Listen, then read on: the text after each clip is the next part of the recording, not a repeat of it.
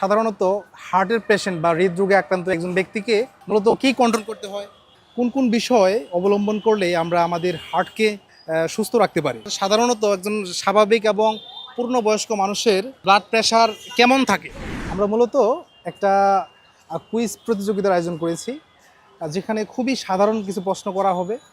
যে প্রশ্নের উত্তর দিতে পারবে তাকে আমরা একটি হার্টের বই গিফট করা হবে আর কি। তো আপনি কি প্রস্তুত আছেন? আচ্ছা আচ্ছা, বলেন তো আমরা কোন কোন বিষয় অবলম্বন করলে আমরা আমাদের হার্টকে সুস্থ রাখতে পারি, আর চারটি উপায় বলুন। আমরা দেখা যায় সকালবেলা হাঁটাচলা করলে আপনার হার্টকে ভালো রাখতে পারি। তারপরে গ্রামের কিছু বনজ ওষুধ আছে, সেগুলো সেবন করলে হার্টকে ক্লিয়ার রেঞ্জ রাখতে পারি। তারপরে ডাক্তারের পরামর্শ দ্বারা ওষুধ খাইলে ক্লিয়ার রেঞ্জ রাখতে পারি। এটা কি আপনার মন গড়া বললেন নাকি এটা আসলে জানেন আপনি? আমি যতটুকু জানি আমার মন থেকে। কিন্তু আপনার উত্তর কিন্তু সঠিক হয়নি। আপনি যদি সঠিকভাবে বলতে পারেন তাহলে কিন্তু আপনাকে এই হার্ট বইটা গিফট করা হবে। কোন কোন বিষয় আমরা যদি আমাদের দৈনন্দিন জীবনে মেনে চলি তাহলে আমরা আমাদের হার্টকে সুস্থ রাখতে পারি, এরকম চারটি উপায় কি আপনার জানা আছে?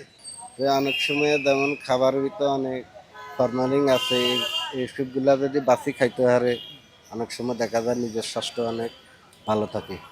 চলাইরা নিজের সেভ মতো চললে তো অনেক সময় স্বাস্থ্য ভালো থাকে। তো আপনাকে অনেক ধন্যবাদ, কিন্তু আপনার উত্তরটা আমরা আসলে নিতে পারলাম না। মানে আপনার হার্টের কোন কোন সমস্যা দেখা দিলে একজন আপনি হার্টের বিশেষজ্ঞ ডাক্তারের কাছে আপনি যাবেন, না এরকম এরকম চারটা লক্ষণ বলবেন। না, আমার তো আমার কোনো হার্টের সমস্যা নাই, কিচ্ছু নাই।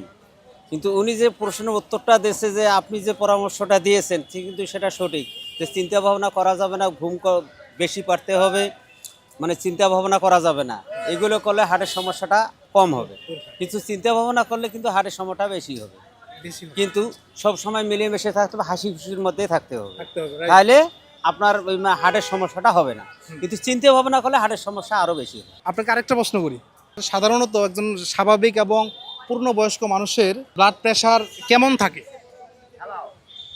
আপনি দুইটা প্রশ্নের উত্তর দিতে পারেন নাই।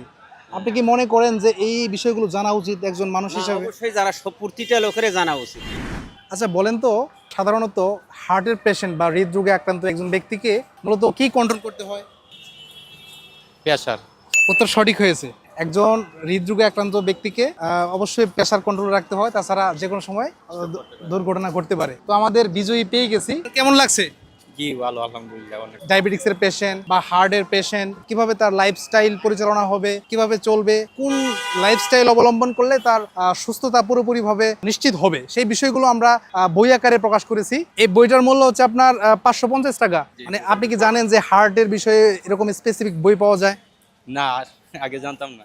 তার লাইফস্টাইল পরিচালনা করবে, কোন কোন বিষয় সতর্কতা অবলম্বন করবে, কোন কোন বিষয় কন্ট্রোলে রাখবে, কোন কোন ডাক্তারের কাছে যাবে, মানে ইন ডিটেলস আলোচনা করা হয়েছে। আপনার মা একজন হার্টের পেশেন্ট, তাই না? জি জি যে এই বইটা আপনার পরিবারের জন্য খুব বেশি প্রয়োজন। জি অবশ্যই, যেহেতু হার্টের পেশেন্ট, ওইটা পড়লে তো অনেক কিছু জানতে পারবো এটা থেকে। মানুষ কেন এত দাম দিয়ে বইটা কিনবে? এটা কিনবে এই জন্যই যে হার্টের বিষয়ে এই জায়গায় সবকিছু লেখা আছে। এটা পড়ার আপনি কি কিনতেন? অবশ্যই, আমি যদি আগে জানতাম অবশ্যই কিনতাম। আপনার বাসা কোথায়? আমার বাসা টঙ্গী। আজকে আমাদের কুইজ প্রতিযোগিতার কাঙ্ক্ষিত বিজয়ী আমরা পেয়ে গেছি, ওনাকে আমাদের হার্টের বইটা গিফট করছি।